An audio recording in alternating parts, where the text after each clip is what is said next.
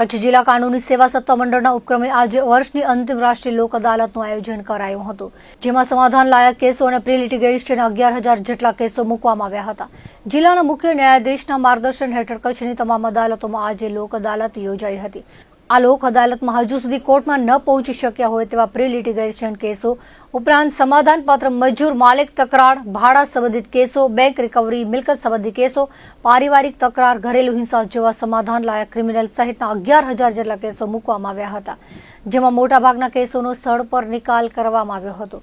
લોક અદાલતમાં જે કેસોનો નિકાલ થાય છે તેમાં સમાધાન થતા બંને પક્ષોની જીત થતી હોય છે, તેથી સામાન્ય અદાલત કરતા લોક અદાલતમાં કેસોનો નિકાલ વધુ અસરકારક થતો હોય છે।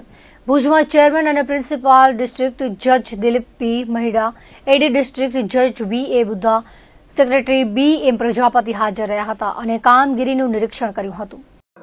મને કહેતા આનંદ થાય છે કે નામદાર ન્યાયમૂર્તિ ગુજરાત સ્ટેટના ચેરમેન સાહેબ, આપણા યુનિટ જજ સાહેબ નિર્જર દેસાઈ સાહેબ અને અહીંયા સાથી જે મારા જ્યુડિશિયલ ઓફિસર છે એ બધાએ ભેગા મળી અને નામદાર હાઈકોર્ટની સૂચના અને મુજબ આજે 2025ના વર્ષની છેલ્લી લોક અદાલત છે।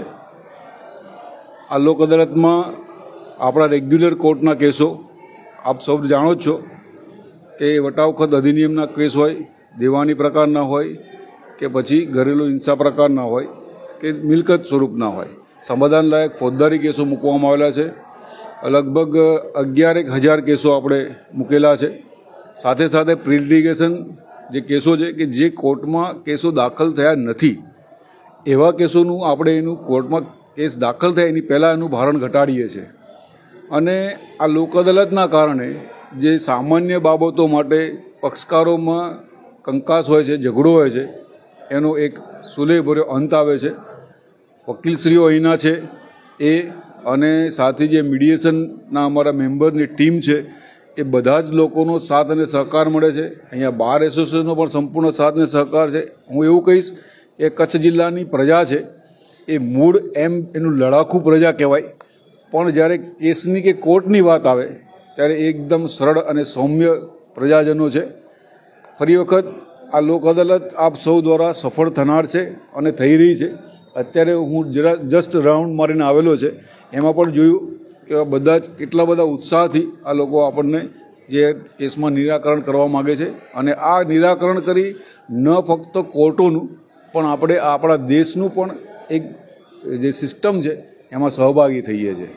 દીવાની મિલકત સંબંધિત રેવન્યુ ફોજદારી કેસો અદાલતમાં જાય છે, જે પૈકી પારિવારિક ઝઘડાના કેસો ફેમિલી અદાલતમાં મૂકવામાં આવે છે, જેમાં સમાધાનકારી વલણનો પ્રયાસ રહેતો હોય છે। આજે યોજવામાં આવેલી લોક અદાલતમાં કુલ 160 કેસ મૂકવામાં આવ્યા હતા, જેમાં 75થી વધુ કેસોનો નિકાલ થયો હતો, જેમાં 10માં છૂટાછેડા, 40 જેટલા ભરણ પોષણના ઓર્ડરમાં રકમની ભરપાઈ તેમજ 30 જેટલા પતિ પત્નીના તકરારના મામલામાં નિર્ણય લેવામાં આવ્યો હતો।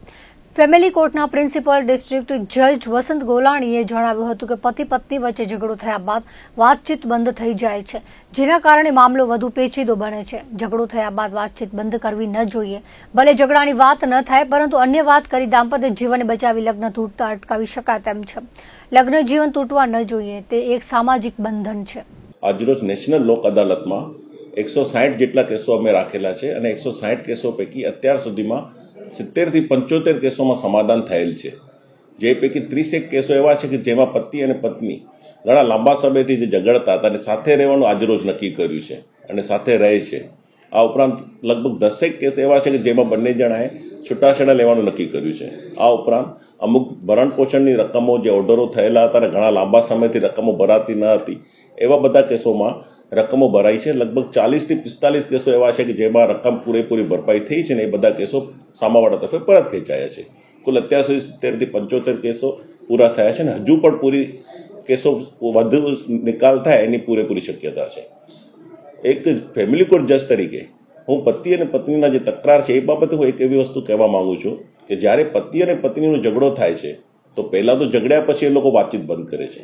એ લોકોને વાતચીત ચાલુ રાખવી જોઈએ। વાતચીત કરશે, કદાચ ઝઘડા બાબતની વાતચીત નહીં કર્યા વગર નવા મુદ્દાઓ પર વાતચીત કરતા રહે તો કદાચ ઝઘડો ભૂલાઈ જશે અને લગ્ન તૂટતા બચી શકશે।